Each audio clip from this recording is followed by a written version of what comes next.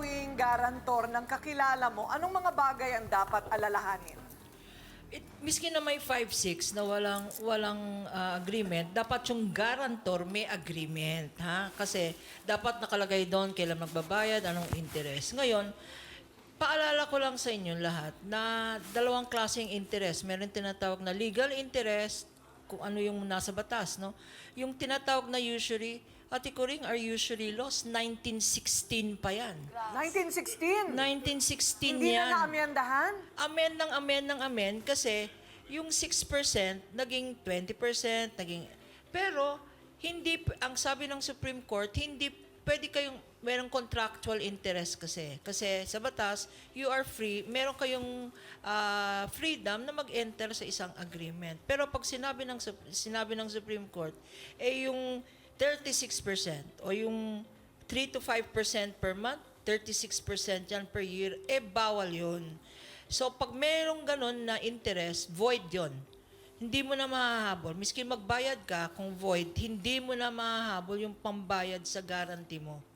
Kung wala silang kasulatan. Kung wala silang kasulatan. And lastly, yung mga 5-6 practice na yan, parang hindi kasi binibigyan ng sapat na edukasyon or ng information ng barangay, ang mga kabarangay. Meron tinatawag na loans.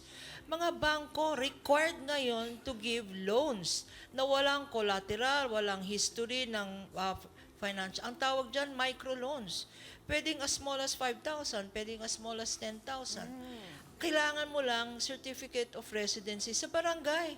Pag sinertify ka ng barangay na resident ka, na may ability, pwede ka na dumiretso sa bangko na sa batas yan. Ayun naman pala. There are Hindi natin alam yun, microloans no? na hindi kailangan lumapit sa 5-6. And lastly, ang dito sa kultura natin, isipin natin na pag nagpahiram ka o naggarantor ka sa kaibigan o kumag-anak, goodbye na yan. Gaya ng kultura natin, hindi ba? Kung gusto sasabihin, hutang nga, goodbye ka na. Huwag kang mag-guarantee or huwag kang mag-guarantee sa utang or magpautang sa kamag-anak or kaibigan na ini-expect mong bayaran ka. Tulong mo na lang yan. Hindi yan babalik sa iyo. Oo, Blessing na lang yan sa heaven. Yun ang mahirap yung ikaw mismo, gipit, tapos magpapautang ka pa. Kailangan gagamitin mo rin ang isip mo na kahit na gusto mo, delikado kung ikaw naman ang maiipit. Diba? Lalo na't alam mo na wala siyang pagkukunan ng ibang babayad sa'yo. Ano yun? Hindi sapat yung magandang intensyon.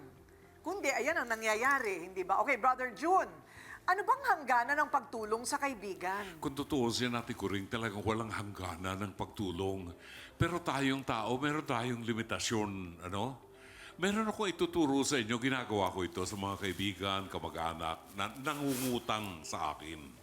Akala nila may pera ako, pambili ng washing machine, ano?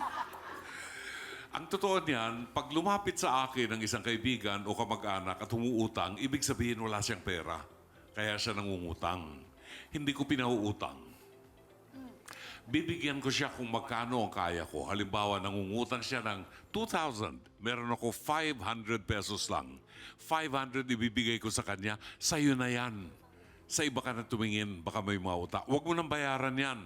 Tulong ko na yan sa'yo. So, hindi ko na inaasahan kasi alam ko mag-aaway kami. Wala nga siyang pera di wala siyang pambayad. Di ba? So, iiwanan ko, Ate Coring, ang katugunan ng Biblia. Ang salita ng Diyos hinggil sa mga nangungutang.